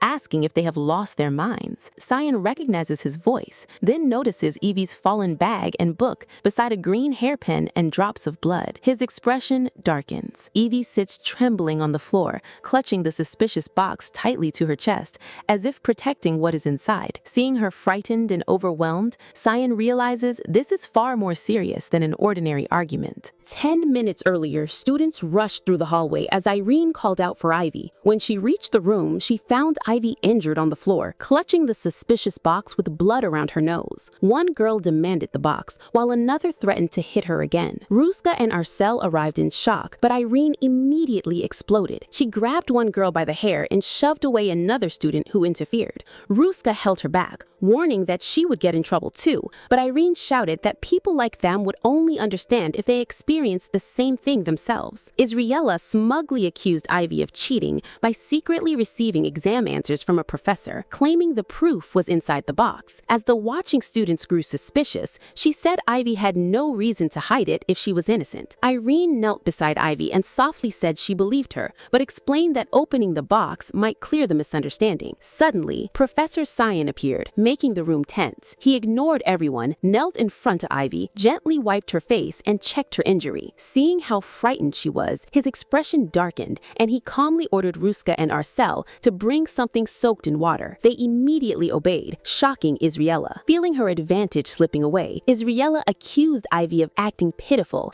and claimed Sion was the professor who gave her the exam answers. But when Israela called Ivy a fraud, Ivy shouted that it was not true. Still trembling, she defended Sion, saying the professor would never do something bad and that Israela could insult her, but not him. Ivy finally opened the box, and Israela watched confidently, expecting proof, but only ordinary scraps and small items spilled out, including snacks, a notebook, pencils, and cookies. The students whispered in confusion, while Israela panicked and searched through the mess, insisting the answer sheets had to be hidden somewhere. As Sion prepared to leave with Ivy, Israela shouted that he was a fake professor. She revealed that her brother had investigated and found the real Professor Sion Lowen was an old geology professor living in the countryside. Ivy looked up anxiously, but Sion calmly admitted that Israela was right. He was not Sion Lowen. Ivy froze in shock, weakly calling him professor, while Sion held her close and told everyone to step aside. Just then, Serafina arrived and ordered all students back to the dormitories. Israela quickly claimed she had uncovered a fake professor inside the academy, but Serafina's expression changed when she realized who Israela had accused. She stammered and addressed him as Your Majesty, revealing that the man before them was actually the Emperor. Israela froze in terror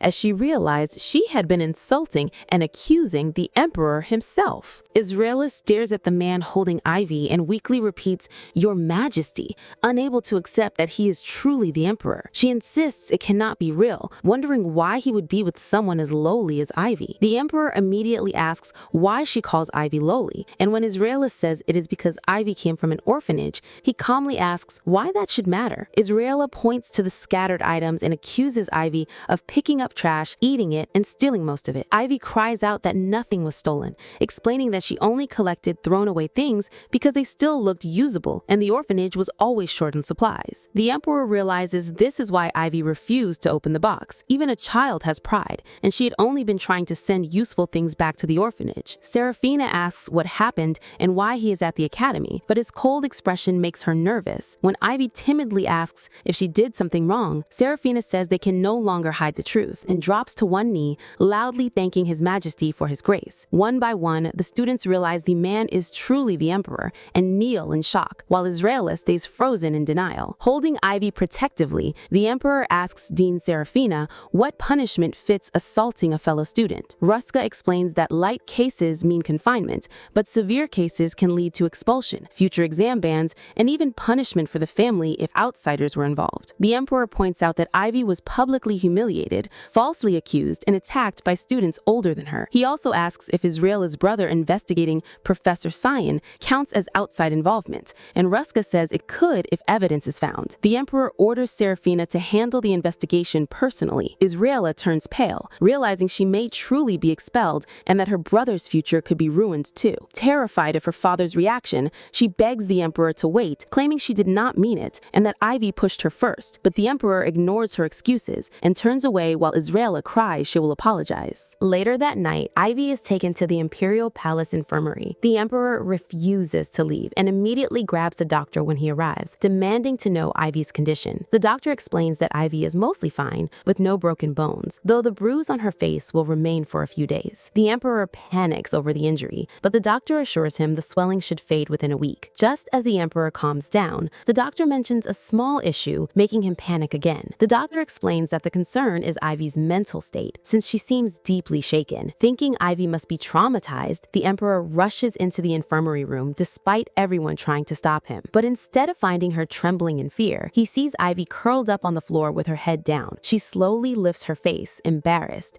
and says this is why she tried to warn him first. Ivy starts to call him "Your Mat," but becomes too flustered, then finally shouts, "Your Majesty." The Emperor freezes, realizing Ivy already knows who he is. The Emperor and Doctor stare in silence, while Ivy panics, wondering if she greeted him wrong. When she bows even lower, the Emperor gently asks who told her to act like that. Embarrassed, Ivy admits she never learned how to greet someone of his status. The Emperor helps her sit upright and tells her she does not need such formalities. Worried about her injury, he asks if she should keep lying down, but Ivy stiffly insists she is fine, adding "Your Majesty." Ivy nervously asks if he is truly the Emperor, and he confirms it, introducing himself as Clois Erelkian Harkia. Ivy is stunned as memories of entering the Imperial tomb, asking him to take her to the festival, and sleeping in his arms flash through her mind. Mortified, she imagines herself as a trembling chick, terrified that one wrong word to the Emperor could cost her head. The Emperor gently asks why she never requested new supplies from the academy. Ivy explains that the rules forbid using academy property for personal matters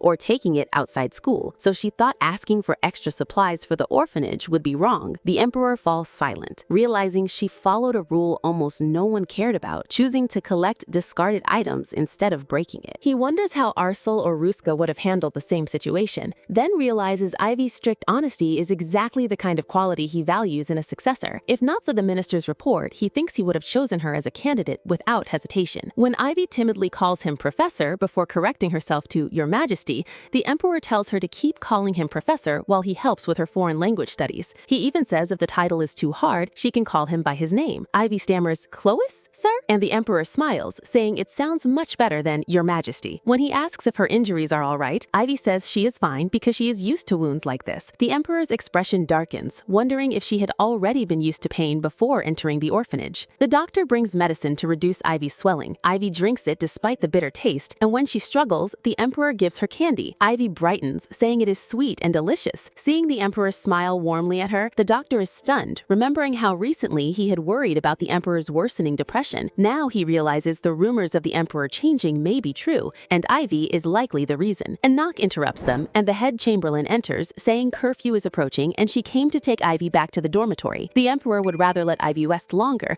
but Ivy admits the infirmary feels too large for her to sleep comfortably. Since his identity has been revealed, the Emperor orders the chamberlain to call Rommel and the Imperial Knights. Soon, the Imperial Knights arrived, shocking everyone. The Emperor's decision makes it clear that Ivy's return will not be treated as an ordinary escort, but full Imperial protection. The Imperial Knights question why the Emperor is assigning them to a escort Ivy, explaining that their duty is to protect him alone. Even foreign envoys were never given elite escorts, so protecting an unknown child feels strange to them. Hild steps forward and says she's disappointed because the Emperor has always valued principles above everything else. She asks him to retract the order, and the other knights silently agree. The Emperor accepts their concern and says he will not force them, telling Rommel to choose someone reliable from his own subordinates instead. Just then, Ivy returns in a new uniform with her hair neatly brushed. The Emperor's expression softens as he warmly calls her name, shocking Hild. Ivy happily says the maids gave her clothes and fixed her hair,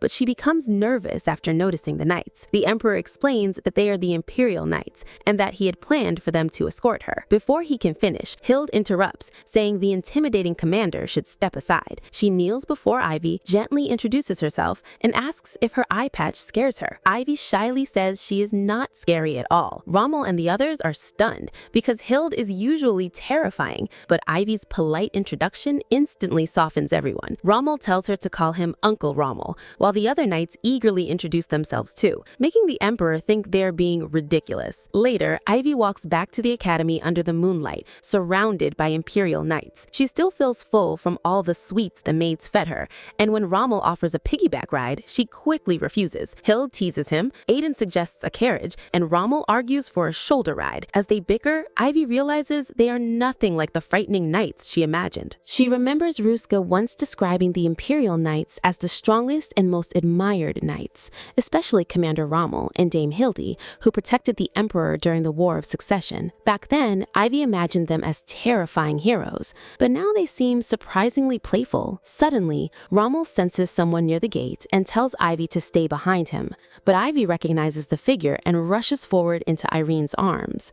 Irene hugs her tightly, asking if she is okay and whether she was badly hurt. When she bombards Ivy with questions about her injury, the Emperor, and Israela, Ivy nervously asks her to ask one thing at a time. Then, Irene notices the Imperial Knights and recognizes Hildy. She introduces herself as Ivy's roommate and proudly adds that she is Ivy's best friend. Hildy smiles, thinking Ivy has a good friend, then explains that the Emperor ordered them to escort Ivy all the way to the dormitory door. Students rush to the windows in shock when they see the Imperial Knights outside. In front of everyone, Hildy formally announces that His Majesty's escort order is complete, bows to Ivy, and wishes her a pleasant evening. Ivy thanks her and asks her to thank the other knights too, shocking the students with how casually she speaks to Hildy. Irene quietly asks if this treatment is not too excessive, but Hildy says it is only the bare minimum. She explains that it is also a warning. Anyone who dares to harm Ivy after this will be treated as challenging the Emperor and the Imperial Knights themselves. After saying farewell, Hildy leaves. Outside, the other knights ask why she took so long, but Hildy simply tells them not to compare her to the commander. As she walks away, she thinks the Emperor's warning because of Ivy was impressive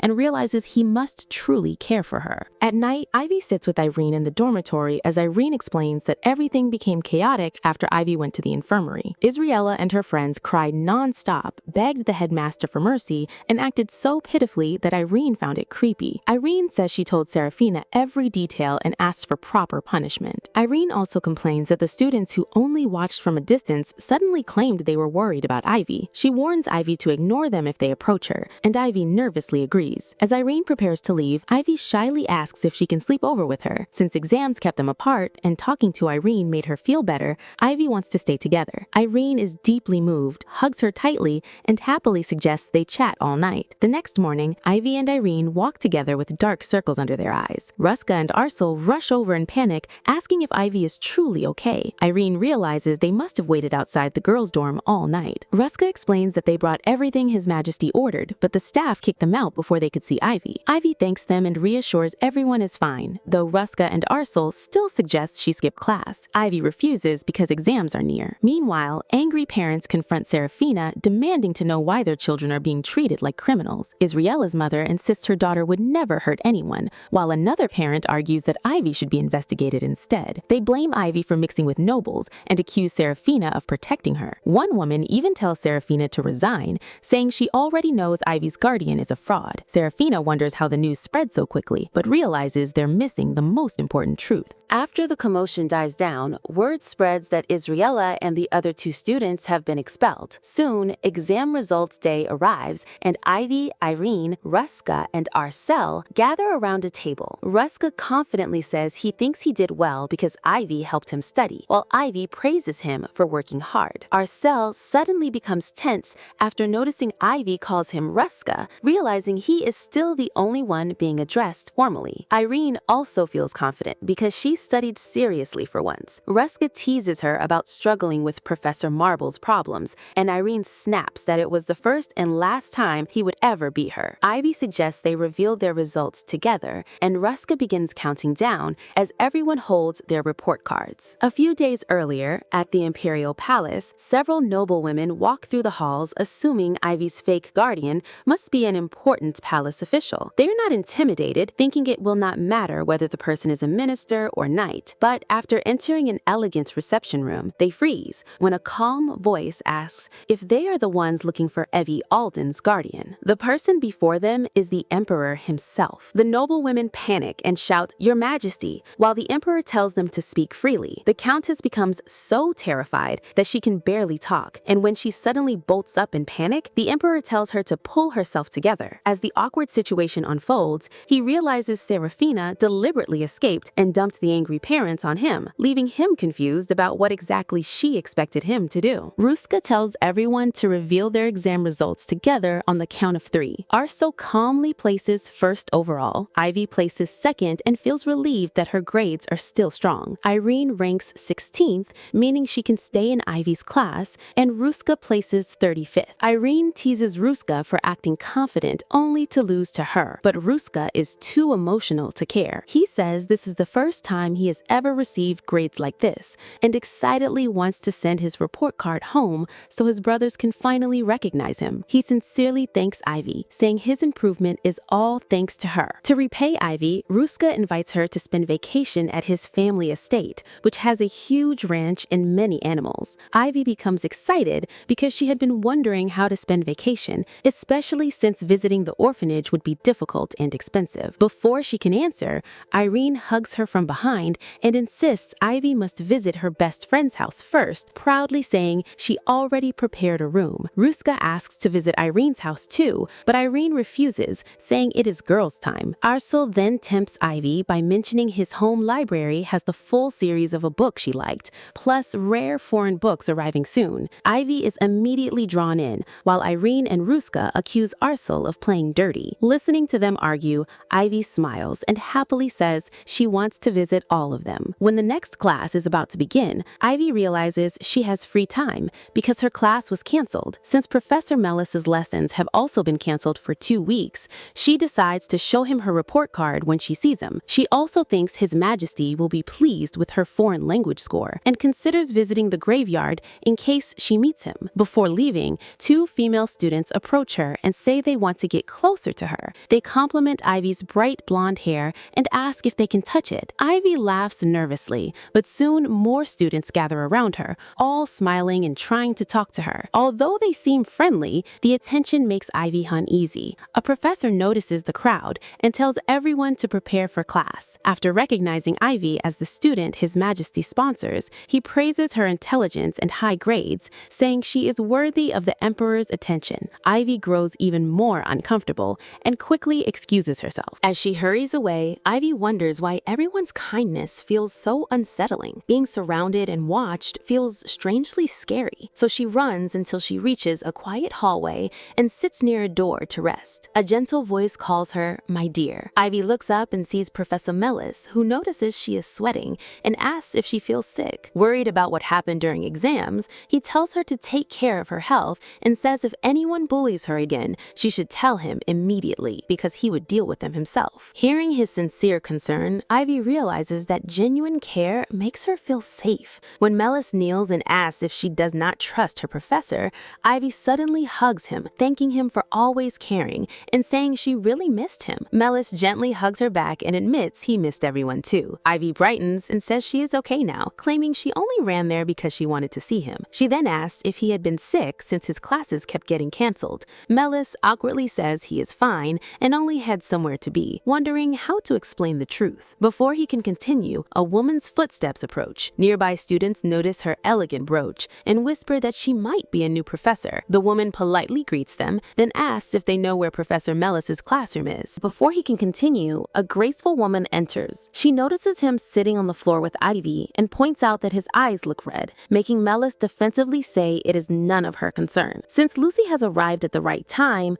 Melis introduces her as his former student. Ivy nervously greets her and is immediately impressed by Lucy's elegance. Lucy teases Melis, asking if he truly acknowledges her as his student, and Melis says he has no choice since her grades were excellent, even though she caused him trouble. When Lucy jokes that he is still sulking because she became an architect instead of a mathematician, Melis angrily denies it, though Ivy quietly thinks he really does seem to be sulking. Then, Lucy says the youngest member of their group will finally change, and Melis corrects her that it has been 26 years since he accepted a new student. Ivy becomes confused by the mention of a group, and Lucy realizes Melis has not explained anything yet. Before he can respond, Lucy pins a sparkling brooch on Ivy's chest and formally invites her into the Divine Numbers. The Divine Numbers are a famous and prestigious association made up of leading figures from different fields, but Ivy is shocked to learn it is actually a gathering of Professor Melis's students. Lucy explains that because all of Melis's students became exceptional,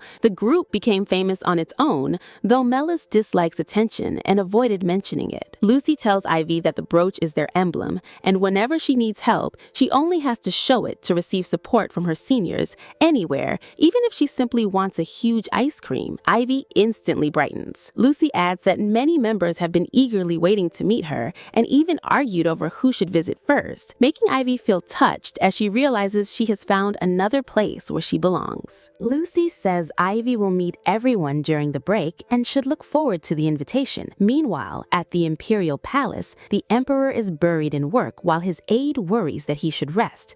The Emperor refuses, saying he must clear his schedule for the academy break. A flashback shows Ivy visiting his office the day before the foreign language exam with her report card. The Emperor warmly welcomes her, and Ivy thanks him for helping her study despite being busy. He says he promised to help, and that teaching a quick learner like her is enjoyable, making Ivy shyly happy. Before studying, the Emperor has a table full of desserts prepared, saying they should eat first. Ivy is amazed by the beautiful sweets and happily enjoys them, while the Emperor thinks he would have prepared them every day if he had known she liked them so much. He then asks whether she plans to return to the orphanage during the break. Ivy hesitates and explains that for several reasons she may stay at the academy instead. She admits she is worried about spending an entire month alone, and the Emperor quietly thinks over her words. After Ivy leaves that night, the Emperor orders the head attendant to search for every suitable place to take a child out. She later returns with about 100 locations near the capital. While reviewing them, the Emperor notices a villa he often visited as a child, where the library he liked still remains and the scenery is beautiful. The Emperor remembers that the villa resembled Lillian's hometown, and after the war, he once wanted to go there with Lillian. Thinking Ivy would surely like the place too, he becomes interested. But then he realizes it has been a long time since he last tutored Ivy, and her exams should have ended already. He asks whether any letter has arrived from her, saying it feels like weeks since she came to see him. The head attendant hesitates, then nervously says the situation is improper to mention, but it is entirely because of the Emperor himself. The Emperor is shocked and asks what she means. The head attendant explains that Evie has visited the Emperor several times, but because he was busy with emergency meetings, she quietly waited outside before leaving. She even asked the attendant to keep it a secret so she would not disturb him. When the Emperor learns Evie waited about 3 hours each time while calmly solving her math workbook, he falls silent. Even if she acted patient, she is still only a child,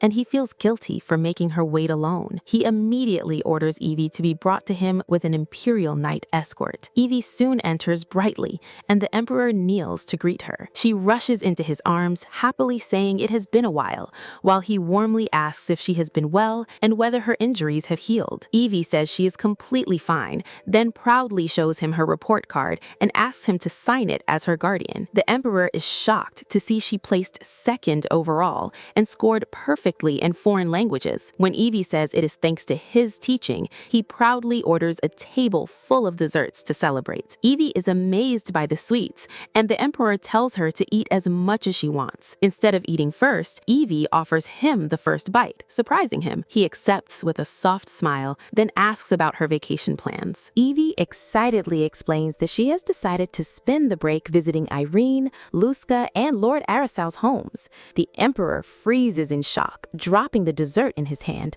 while Evie nervously asks what is wrong. At Count Aradman's estate, Israela sobs in her dark room, wondering how everything ended up this way. She remembers how nobles once praised her intelligence and how her parents proudly called her their lovely princess after she entered the gifted academy. Now, her father rejects her as a pathetic child. Her mother screams that she brought disgrace to the family, and her brother blames her for ruining his academy admission. Crushed by their cruelty and terrified of society's judgment, Israela turns her sadness into hatred toward Evie. Then her father enters and orders her to dress properly. Confused, Israela obeys and follows him to the guest reception room, where he tells her this is her last chance. When Israela enters, she freezes. Evie is sitting calmly on a large chair inside the reception room. Looking at Israela, Evie politely greets her and says it is nice to meet her. At the Gifted Academy, students celebrate the start of vacation. Ruska jumps onto a desk declaring he is finally free, only for Professor Males to appear behind him. After scolding him for calling studying a punishment, Males announces the semester is over and sincerely thanks the students for helping him rediscover his passion for teaching. Ruska interrupts from the window, telling him to hurry because students are already leaving. Furious, Males gives him a mountain of extra homework and warns that it will double if unfinished, leaving Ruska crying while Irene covers Evie's eyes from the scary scene. Outside, Irene happily announces that she and Evie are leaving, while Ruska and Arcel look gloomy over the vacation lottery. Irene placed first, Arcel second, and Ruska last, meaning Irene gets Evie for 2 whole weeks. Irene smugly tells Ruska he should have simply been lucky like her. Inside the carriage, Irene hugs Evie and excitedly talks about their plans. Evie says she is happy doing anything as long as she is with Irene. When Evie notices a hot air balloon outside, Irene explains it floats using heat-generating mana stones and suggests they ride one someday, even though she has never ridden one either. At the Terrence family mansion, the maids eagerly prepare for Irene's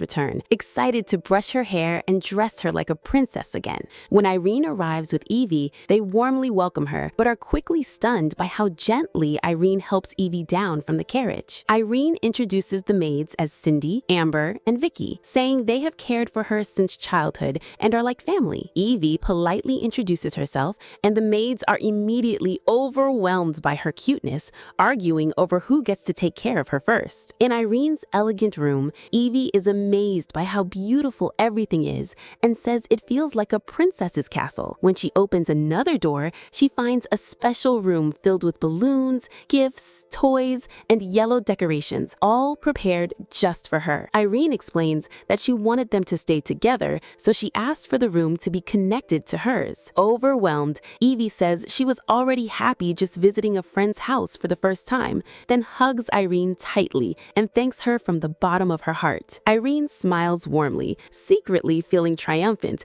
because she believes Arcel and Rusta cannot beat this surprise. As Evie admires the balloons, teddy bear, chick plushie, and everything in her favorite color, Irene quickly suggests dinner, thinking the boys should watch out because she will show Evie things they never could.